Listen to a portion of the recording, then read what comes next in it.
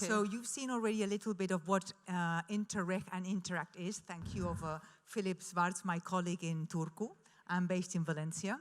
But I will be focusing more on the work and synergies between the different Interreg programs, okay? My presentation is not only from Interact side, but also from TESIM. TESIM, I will explain you now, it's a technical assistance supported by DG Regio, and it's promoting and showing the way to the Interreg Next programs, which are currently the ENI CBC and the partner countries. Oops, okay, there we go. Okay, so this is a photograph, a mapping from 2014 to 2020. Some of you maybe have seen it already in other events. But here you could see how many Interreg different kind of programs and projects are working. Of course, we all have good projects. I think that today we have listened to many of these good projects. But what makes the difference is the complementarity between them. Being complementary makes a higher impact, and that it's really what will make a better project. It's not good to have scattered projects, but to have them in a complementary way. So this shows a bit how Interreg has been financing different projects in the Mediterranean. And as if you can imagine, well, there's a need to focus a little bit more. There's a need to concentrate, and there's a need to be a bit more integrated. That's the reason the European Commission asked for the next programming period, 2021 to 2027, to be a bit more integrated, not only territorial, but also thematically. Before keeping and telling you what kind of policy objectives the different programs are choosing for the next programming period, I would like to set the context, because yesterday in the steering committee, we could understand that we have maybe different kind of vocabulary, or maybe we don't understand what the others are doing. And today, I think we were discussing about information. Of course, it's key to have information. It's key to everybody have the same kind of information, the same kind of concepts. If not, we are talking nonsense. So it was important for us to establish the setting. What is Interreg? You saw two projects before. Interreg is interregional cooperation. It's funded by the ERDF, and now for the next programming period, will also be funded by the external funds, and fosters cooperation between Interreg, between regions of different member states, but in the future will also foster the cooperation between not only regions of European member states, but also partner countries. And this is one of the novelties for the future. I see, there's the Interreg regulation, so you see that I'm keeping the law, okay. There are more than 100 programs, so when we talk about Interreg, it's not Interreg Med, which is very popular, or Interreg Next Med, which is also very popular among you, but we are talking about 104, more than 100 kind of programs. And in the WestMED area, 5 of them are operating. There are other 2 that they don't have this maritime dimension, but they also could have an indirect consequence. So from the Interreg EU borders, it's important to mention the cross-border Italy-France. We saw just the projects before in the video. Also exists Italy-Malta, which we also saw the video of a different project, Interreg Med, that my colleague Sofia Scarvellis will explain later on. And for the external borders, we have Interreg Next CBC Italy-Tunisia, and Interreg Next Med that Aldo will explain a bit further. It's important because in the video was shown that there will be a next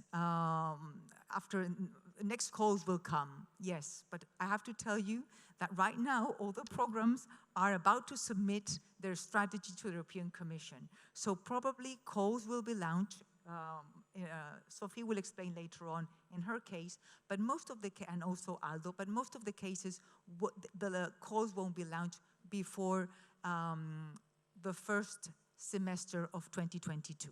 So that's a bit of the idea. Whenever you want to launch send a project, think about those times. How about going? How I am going with timing? You have 2 minutes. 2 minutes. Oh my God. Okay. But this doesn't Thanks work, for so asking. I have 30 seconds more. Oh, okay. Well, I explained already what was Interact and TESIM. What is also important, and probably Monica will highlight, is that in this current regulation, Interreg has the obligation to contribute not only to macro-regional strategies, to sea-basin strategies too. So she will explain a bit further on that. Okay. Wait, I said before, improving synergies in the Mediterranean. Why? For a concentration principle, we need to be more efficient when using public funds. Between Interact and TESIM, we started working on inter-program coordination already 2 years. So we got together 17 different Interact programs working and operating in the Mediterranean, 9 member states and 9 partner countries. And of course, as observers, always WestMED and the use there. And when I said WestMed, it's DG Mare. Oops, I have to have 30 seconds more. I had to. Okay, now this is the picture. How important is that now for the future? Next programs are with us in Interreg. You can see the first map, right? Something's lacking, isn't it? It's the Southern partners. So now for the future, we can see that the Southern partners will be able to participate. We will enrich the projects, that's for sure. And we can see that they have a great interest and great ownership on whatever they are choosing and looking for. So it's nothing that sometimes even maybe the colleagues from the Commission working with partner countries, they have very clear idea what they want and how, right? Okay, this was a bit the process, but I won't go into this. Yes, because what even with the 30 seconds, okay. seconds No, more, I'm just no worries. What it was important is, as I said, right now the Interreg programs are going to the in the programming process. So the idea was to have a common text working on synergies for all the 17 programs working the Mediterranean, and Interact and TESIM has been working on this. And here are this is the idea okay, now, investing in, and I'm 1 minute for sure. Investing in innovation, we can see that research and innovation, France, Spain, Andorra is investing on that. Also MED, Italy, Malta, Italy, Tunisia, and ENI, Future Interact Next Med, are focusing on research innovation. That's the most popular in innovation. Also, we have SMEs and clusters and smart specialization. But we cannot forget that the policy objective of environment is the strongest one, as you could see here, with climate change and risk reduction. For example, in the case of Italy, Tunisia, they're focusing very much in tourism, as the same like Italy, Malta, considering blue and sustainable tourism.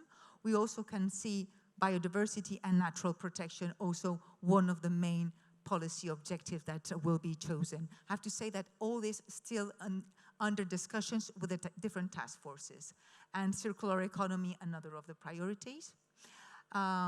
Here we have institutional capacity, which is as popular, but not as much as the previous one. And we have also policy, social policy. And in the social policy, we have to see that the novelty is that has been included also culture and tourism. So culture and tourism is not only horizontal, but also in specific objectives. And what are we going to do next? And I finished already with this.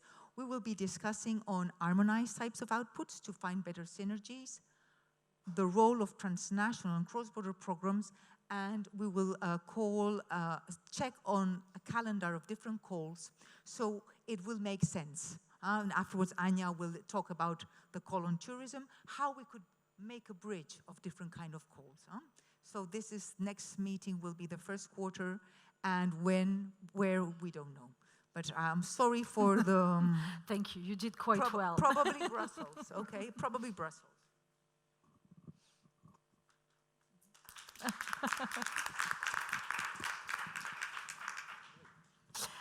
And then I will now give the floor to Sophie